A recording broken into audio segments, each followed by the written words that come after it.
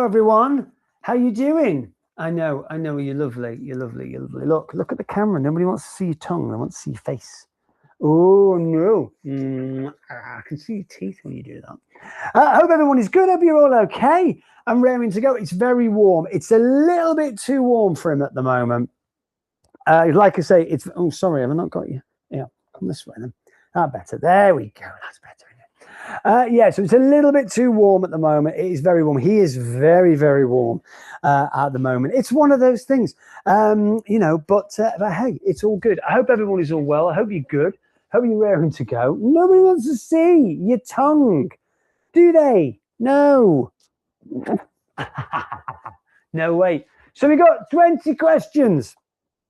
We got 15 general knowledge, and then we got 5 specialist subject questions. This week, it's about soaps. Now, I know nothing about soaps. Absolutely nothing, zero, zilch. So, yeah, this will be very, very fun and interesting. It might these questions might be impossibly difficult. They might be very, very easy. I don't know. I don't know what to tell you. Charlie, look at the camera. Don't try and lick my face. What's that over there? What's that? Not outside, there. What is it? What's the matter with you? You're getting a bit antsy. Is that what you're getting? Right, go on then. Sorry, normally he's on for longer, but it's a bit warm. I think that's what it is. So I hope everybody's all good. Hope you're all okay. And yeah, you've had a good day today. It's been warm. It has been warm, isn't it? It's been warm. Yeah, it's one of those days. There's been no sun. We've not had any sun anyway. It's not been great with regards to sun. We've not had any at all. It's been nice, but it's been hot. It's been, as my old mum used to say, it's been close. You know what I mean? When you feel, oh, it's a bit close today. Been like that. But it's good. It's good because hopefully it'll get a little bit warmer, a little bit sunnier, and a little bit drier over the next week. Normally, when it's bank holiday, everyone goes, "Hey, bank holiday weekend," and it's like pack your wellies and your big coat and your umbrellas and stuff. But this weekend, apparently, it's going to be nothing like that. It's going to be really, really nice, which is good, and it's looking forward to it. Looking forward to it. What are we doing? Nothing. Absolutely nothing. Staying in the house. Probably just eating food, chilling out, going for some walks with this one. I'm guessing if it's nice and warm, there's a few nice little walking areas around us. We'll check the traffic because it'll probably be mad, and maybe just go somewhere local. That's what it'll be. So I hope everyone is all right. 29 tomorrow, 30 Saturday, 31 Monday. That's what I heard. But yeah, are you, Emma? Are you down south? Because we're getting, I think, because we're northwest. Obviously, we're getting 27. I think is our maximum. There you go. Although it changes, whichever weather app you're on. It's like one says 27 and another one says 21 and raining, and we're like, what? How can it be that different? But it's one of those things. 31 on Monday in Derbyshire, apparently. Oh, you brought his cool mat in. Oh, is that better? There you go. Because we came in here before. I'm like, oh my god, it's so hot in here because we've got underfloor heating in here. Underfloor heating's not even on. It's just really hot in here. So we go 31 on Monday. Evening, hello, Sally. 25 degrees. All good stuff. So yeah, it's all fun. It's all fun, isn't it? What would you genuinely like? I like think about places like places like Dubai or places like LA. Places like, what do they talk about? What do they talk about? Because what we talk about is we talk about the weather, don't we? What do they talk about there? Because it's the same weather every day. Oh, it was that yesterday and the day before. And the day before that. And in fact, it's not ever been not hot, So what do you talk about? Anyway, there you go. So yeah, it works. I got it working. You've broken it. No, you've broken it. You've broken it by breaking it. Look what you've done. Oh, why have you broken it? I used it today. Genuinely today. You've broken it. Put it in the sky. I don't know why it's not working. There we are. Yeah. Moment is too cold, moment is too hot. Yeah, you're right. We do. This is the thing. This is what it is. I just put the heating on tonight because it got cold, but now it's too hot. Yeah, I know. Honestly, it's so hot in here. It is quite. It's a weird room. This. If it drops below like freezing, it is freezing in this room. But as soon as you get to about 20 degrees, it's just too hot. That year, Alex and I were in here, and it was 35 degrees. Now, you remember it went 35 degrees. We had the thing open. We bought a fan. Didn't touch it. Didn't touch the sides. It was. You put foil in the windows. It was that hot. Honestly, it was just horrendous. That we were both in a lot working. No, thanks. Right, question number 1. Run away already. Who wrote Whitney Houston's 1992 chart topper? I will always love you. Was it Cher? Was it Tammy Wynette? Was it Dolly Parton? Or was it Patsy Cline? Who wrote Whitney Houston's 1992 chart topper? I will always love you. There you go. Cher, Tammy Wynette, Dolly Parton, or Patsy Cline. Yeah, there we are. So Whitney Houston, I will always love you. Yes, there we are from the movie The Bodyguard. Well done. You don't get an extra point for that. Yeah, 1992 chart topper. extra points for you. 992 shots about I Will Always Love You. Was it Cher? Was it Tammy Wynette? Was it Dolly Parton? Or was it Patsy Cline? There we are. So yeah, it was Dolly Parton. Yeah, it was indeed Dolly Parton, who incidentally in the same day wrote Jolene and 9 to 5. Mad. She's so talented, isn't she? Busy lady, busy day. Yeah, there we are. So yeah, she wrote I Will Always Love You. It's not as produced as Whitney Houston, but I think it's more relaxed. It's more sort of like matter of fact the way she sings. It's great. All right, question number 2. Let's have a look. In which country would you find Mount Kilimanjaro? Uganda, Kenya, Zambia, or Tanzania? Emma, I've got my balcony door open still. Oh, someone's doing a balcony door. Balcony door, eh? I'll tell you what. All right, yeah. We have to wash in a puddle. In which country would you find Mount Kilimanjaro? Uganda, Kenya, Zambia, or Tanzania? Tanzania. Why is it not Tanzania? Tanzania is a much better way of pronouncing it. There we are. Which country would you find Mount Kilimanjaro? There we are. Yeah, Uganda, Kenya, Zambia, or Tanzania. Yeah, we've got a couple of music questions. Got a few music questions in this. Got a couple of geography questions as well, which is good. Oh, he's breathing quite heavily because he's hot. I know he's cover him up with the gum.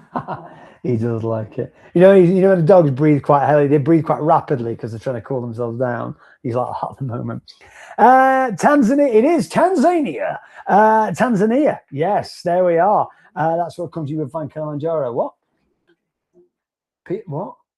Peter Andre song? Is it a Peter Andre song? I see. Very good. Yeah.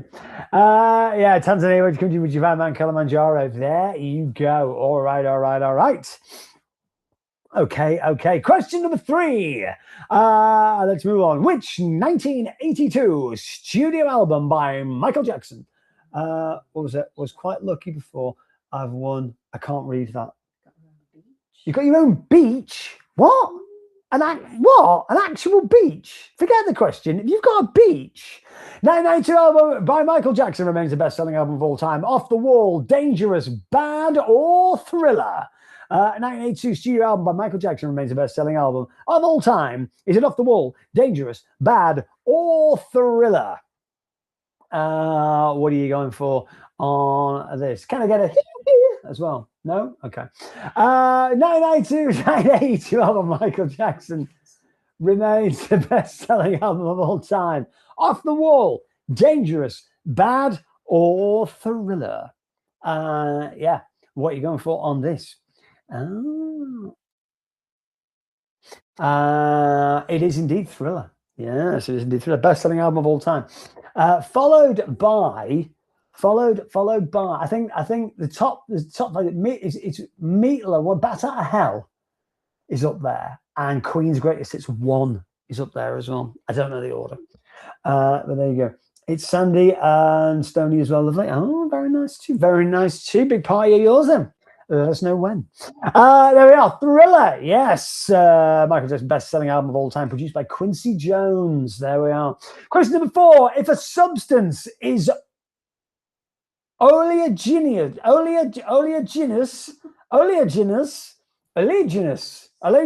Anyway, what does it mainly contain? Alcohol, oil, gelatin, or milk? If a substance is oleaginous, whatever that word is, what does it mainly contain? Alcohol, oil, gelatin, or milk? There you go. What you going for on this one? Alcohol, oil, gelatin, or milk. If a substance is that word, which I can't pronounce. What does it mainly contain? Booze, oil, gelatin, or milch? What are you going for? Milk, yeah. What are you going for on this one? There we go. Alcohol, oil, gelatin, milk. What does it mainly contain? Yeah, what are you going for on this? Question number 4. Never heard of that word. I can't even pronounce that word. Yeah, what are you going for? What have you put? Oh, it's not right. Your answer isn't right. I can tell you that. I don't know which one it is, but it's not that. It's oil. Sounds like oil. Maybe it does. Yeah. Should have gone with oil. Never mind. Damn it. It sounds like oil. I'll pick something else. Okay. Oil is indeed the right answer. Well done. Okay. Question number 5. Which animal is feared by a hippophobe? Right. Which animal is feared by a hippophobe? So if you're a hippophobe, what animal do you fear? Is it a hippopotamus, a rhinoceros, a horse, or a cow? You may be a hippophobe and know the answer to this. Which animal is feared by a hippophobe? A hippopotamus, a rhinoceros. It's not rhinoceros, it's rhinoceros. A horse, a horse, or a cow. Hippopotamus, rhinoceros, horse, or cow. So if you have a fear, if you're a hippophobe, what animal are you scared of? A hippopotamus, a rhinoceros, a horse, or a cow? It's one of those. What are you going to go for? There we go. It's a horse. I know. Kind of trick question there.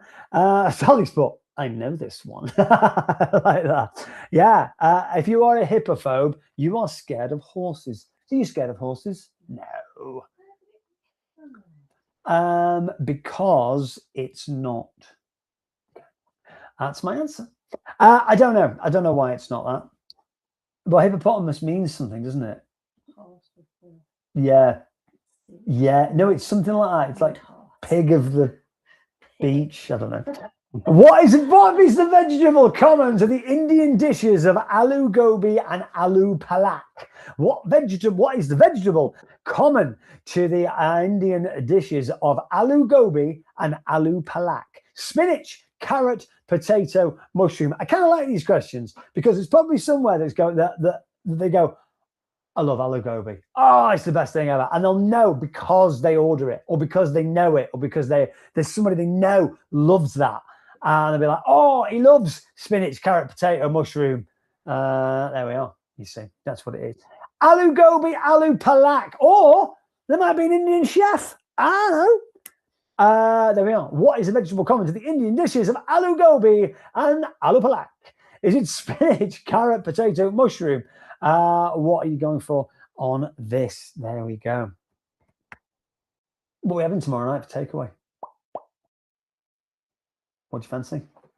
Friday night we have takeaways. We have a cheat night on a Friday night. And so what? Oh, you're not okay.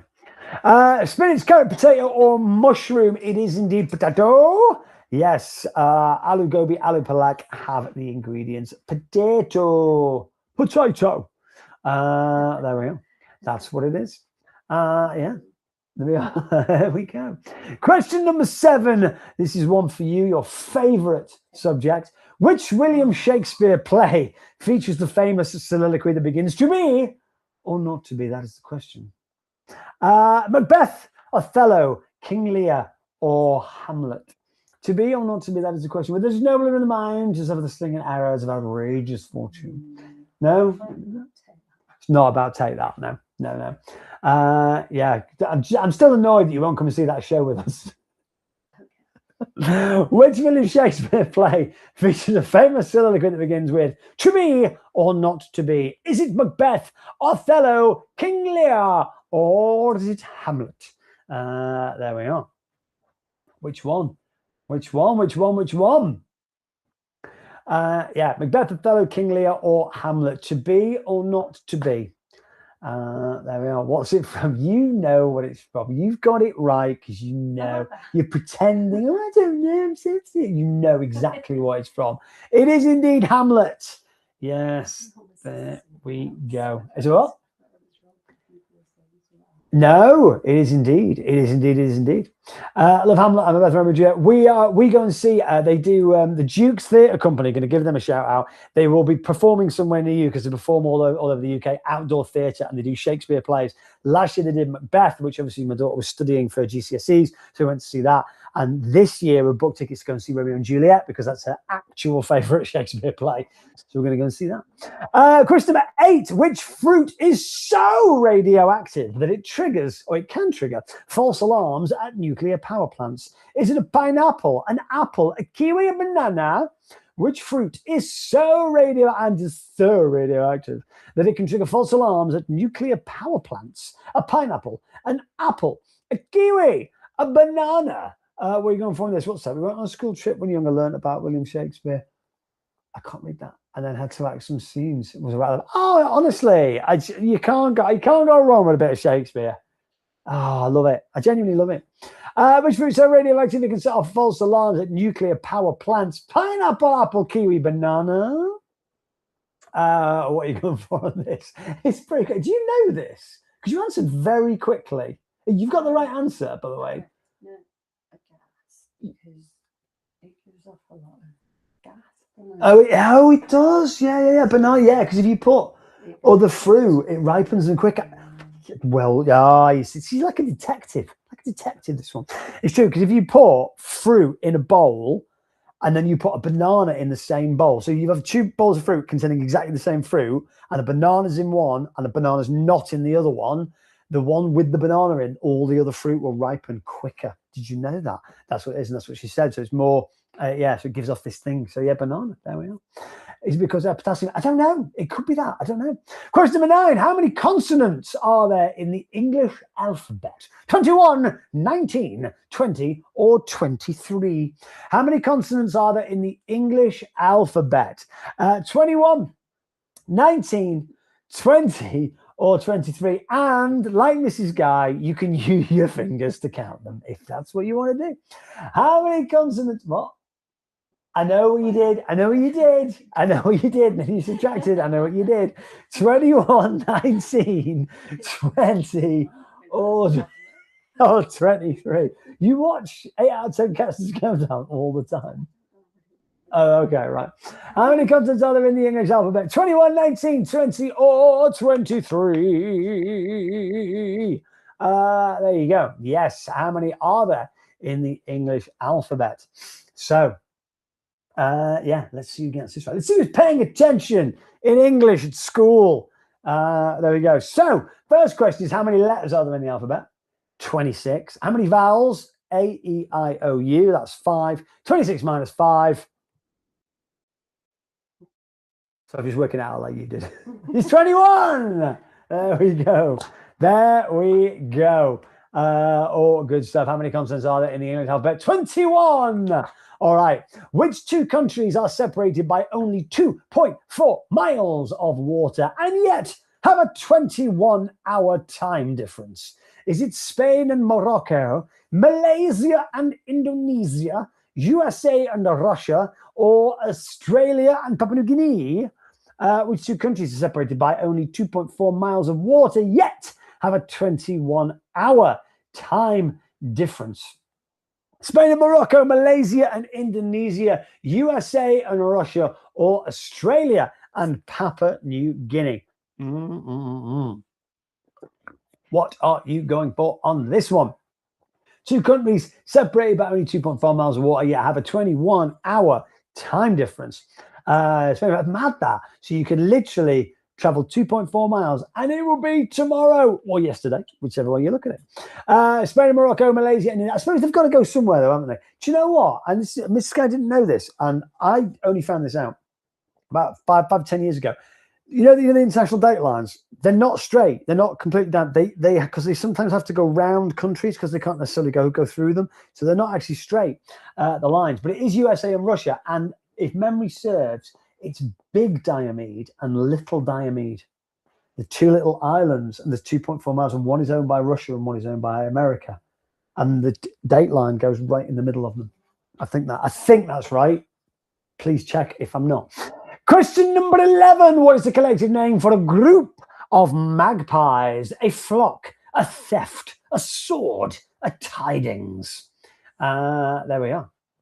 What is the collective name for a group of magpies, a flock of magpies, a theft of magpies, a sword of magpies, a tidings of magpies? A what? Oh yes, it's not a sword as in a, not one of those. It's a sword as in a sword of something. Maybe not. Maybe so. Who knows? A flock, a theft, a sword, or a tidings. I will let you into. But every time I do these, most of the ones that I do are of something. So in other words, I've taken them from something. So there is a sword of something, a tidings of something, a theft of something, and a flock of something. Yeah, most of them are like that. Some of them aren't, but yeah. So there is a sword of it. It's a tidings of magpies. Yes, there we are. So a sword. There is a sword of something, but I'm not telling you because I might use that next time I do the quiz. Huh? Oh, two. Well, that's just two pigeons. I think you've got to have three or more for a group. A tidings of magpies. There we are. Two pigeons and magpies, some birds, I think they're just called. That's what that is. And what? A cat, some animals. There we are. All good stuff. Question number 12. Which of these organs can regenerate itself completely from just a small fraction of its original size? The pancreas, the liver, the lungs, the heart. What are you going for on this one? All right. Which of these organs can regenerate itself completely from just a small fraction of its original size? The pancreas, the liver, the lungs, or the heart? What are you going for on this? Pancreas, liver, lungs, heart. Which of these organs can regenerate itself completely from just a small fraction of its original size? I wonder if it regenerates itself to its current age. It must do, mustn't it? So if your liver is removed and there's only a bit left and you're in your 60s, oh, I've given the answer away. It doesn't matter. You've already said. You've already probably put the answer. It's the liver, by the way. Yeah. If it's removed and you're like 60, would it grow back as a 60-year-old's liver, or would it grow back as a fresh liver? Yeah, but at your age, or is the liver grows back brand new, i.e., like young? Is it though? No, I know. It's the liver, by the way, as I gave everyone the answer away. Right, okay, so there we are. Yes, I've not done that for a while, have I? Okay, the answer is the liver. Okay, so question number 13. It's another one of your favorite subjects, Star Wars. All right, which character is the very first to speak in the original 1977 Star Wars A New Hope movie? Luke Skywalker, Darth Vader, Princess Leia, or C-3PO? There you are. And you get a clap and a pat on the head / back if you put what the first line is. It's got that. C-3PO is Goldman. You can tell she's not a fan. Luke Skywalker, Darth Vader, Princess Leia, or C-3PO? Which character is the very first to speak in the original 1977 Star Wars A New Hope movie? What you got? But hey, there's me. Is that the answer? Is that what you did on the first line? Luke Skywalker, Darth Vader, Princess Leia, C-3PO. You watched it today? Are you serious? That's actually really cool. There we go. Luke Skywalker, Darth Vader, Princess Leia, C-3PO, who's the very first character to speak. It is indeed C-3PO. And he says, did you hear that? It's not called Goldman. Did you hear that? Is the first. Sally's on it. She's on it. Did you hear that? Well done. Yeah, that's it. Did you hear that? Is the first line spoken in Star Wars. Huh? You did get it right. Yeah. Never watched it, but you just guessed. Yeah, there we are. So all good stuff, all good stuff. All right, question number 14. What color are the jumpsuits worn by the players in the hit Netflix drama Squid Game? Now, I don't watch this, so I can't tell you. Blue, orange, black, or green? What are you going for? Thank you, Hubby, for the answer. Oh, you could have got away with it then. I'd have genuinely believed you got it right. Oh, okay. What color are the jumpsuits worn by players in Netflix drama Squid Game? Blue, orange, black, or green? So obviously, Mandalorian and Grogu is coming out. It's out very, very shortly. I want to go and see it. This one, I love it, adore more than anything in this world. Never watched any Star Wars. Literally, we might as well watch somebody painting a wall for an hour and a half as far as she's concerned. So that's not going to happen. My daughter doesn't even watch Star Wars. So I go with that. What color jumpsuits worn by players in Netflix drama Squid Game? Blue, orange, black, or green? What are you going for on this one? Yeah, never watched it. Apparently, it's amazing. It's the most watched show on Netflix ever, apparently, even more so than Stranger Things. So they say. Green, yes, is the right answer. There we go. All good stuff. Nice, good stuff, good stuff. All right, green is what they wear. Yes, they do. Okay, so now the next one is a question I have always wanted to know the answer to. And it's just so happened it bobbed up on the place I used to get the quizzes. So I'm very, very excited about this question. After they are married, why do Amish men grow a beard but keep their upper lip clean shaven? Because they do, don't they? Is it to symbolize their transition into elderhood? Is it to signify they are no longer single? Is it because moustaches are historically associated with the military? Or is it to prevent them tickling their wives when they kiss? Sorry. After they're married, why do Amish men grow a beard but keep their upper lip clean shaven? To symbolize their transition into elderhood, to signify they are no longer single. Moustaches are historically associated with the military, or to prevent them tickling their wives when they kiss. What are you going for on this one? I never knew this. Genuinely never knew this. Always wonder why, because you see them all with the beards. Like, I've got, but more so. And they've got totally clean shaven up. I just think that's literally only Amish people do that. I've only ever seen Amish people do that. Mad. Yeah, it is. Moustaches are historically associated with the military.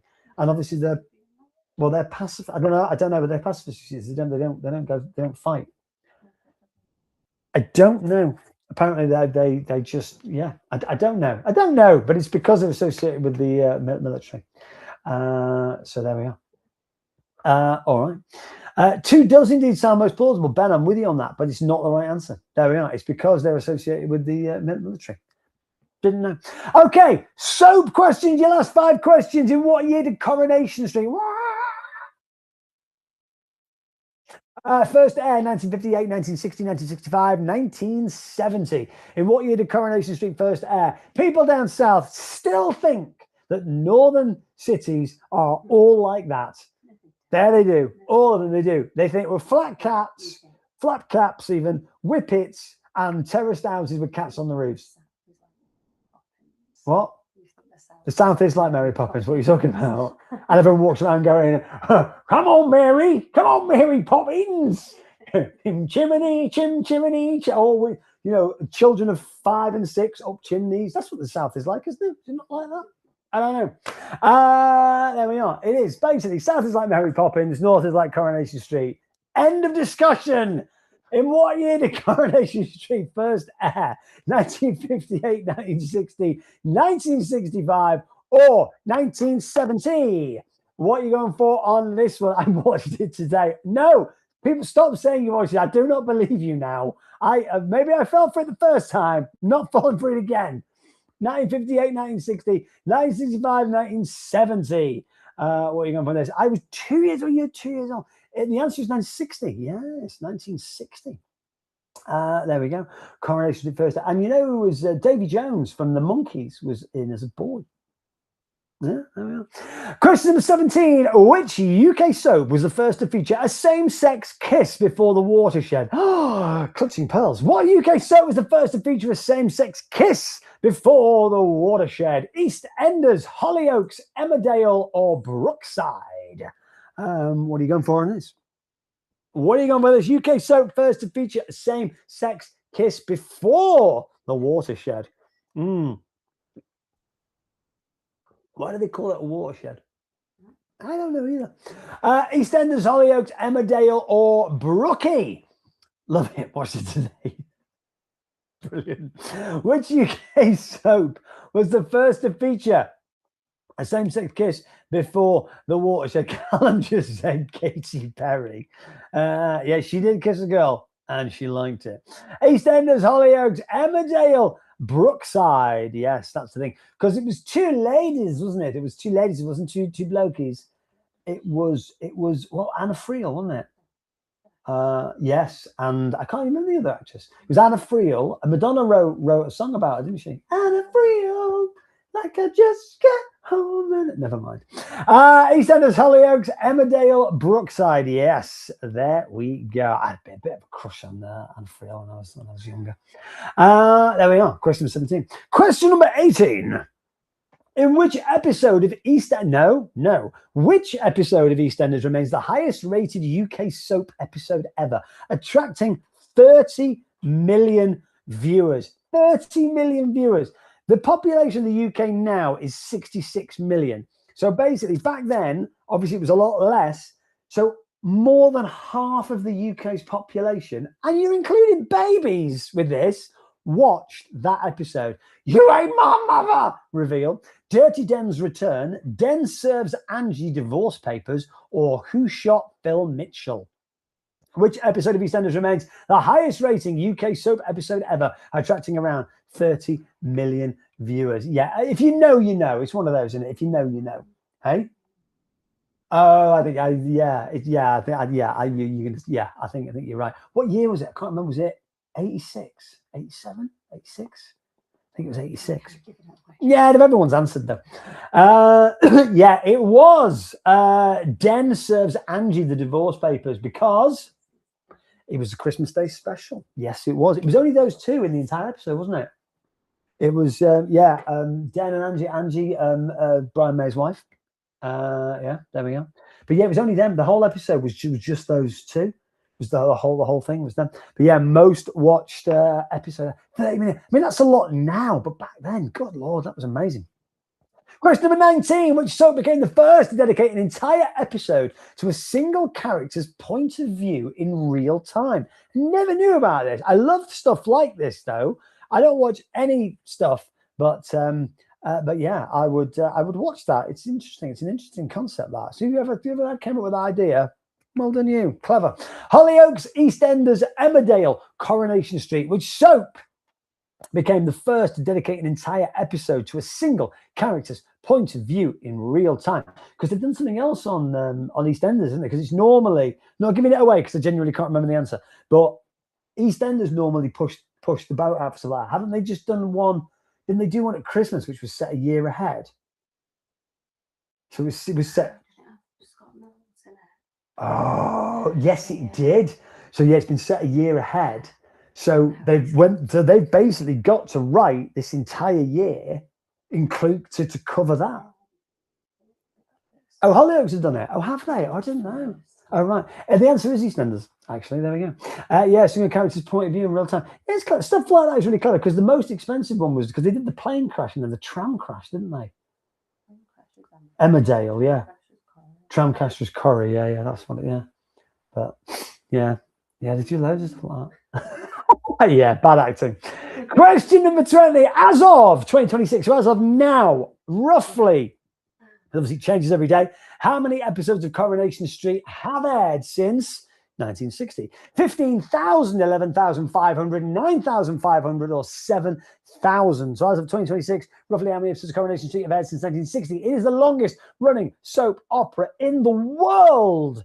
Yes, let's continue. That's on the television. That's continued. Longest running soap opera in the world.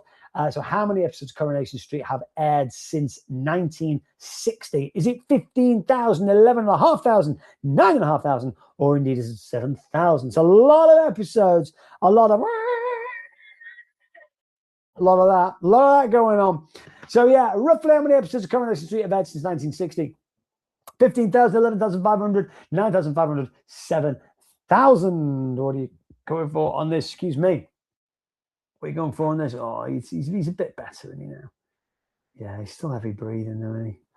It is indeed 11,500. I think 11,860 by yesterday or something when I did the quiz. I checked it. I know he's sleeping on there. I've got like a little, the little box folders. Using one of them as a pillow. There we are. All good. Hope everyone enjoyed that. Very, very exciting. Don't pick soaps again. I hate them. Right, next, let's have a look. Who have we got? I've not got my glasses on. Right, Amy, Charlotte, Lily. The text is really small for this. Laura, Shauna, Sally, Mia. You don't have to read that. Emily, Sarah Jane, Lotus, Sophie, Zoe, Nicola, Shannon, Chloe, Emma, Ben, and 29 other players. Lots of people. Well done. Remember, it's not about getting them all right. No. It's about playing along, having fun, enjoying yourself, testing your own knowledge, and potentially winning some cash or credit on Sunday night when we do the draw. Thank you so much, guys. We love you lots. Thank you for joining us. We will see you tomorrow at 1 p.m. Abby's going to be doing a draw with some gubbins as well, and I'll be back on Sunday. So enjoy the bank holiday, enjoy the weather, sun cream, like your mother, sun cream. Put it on. See you later. Take care. Bye-bye.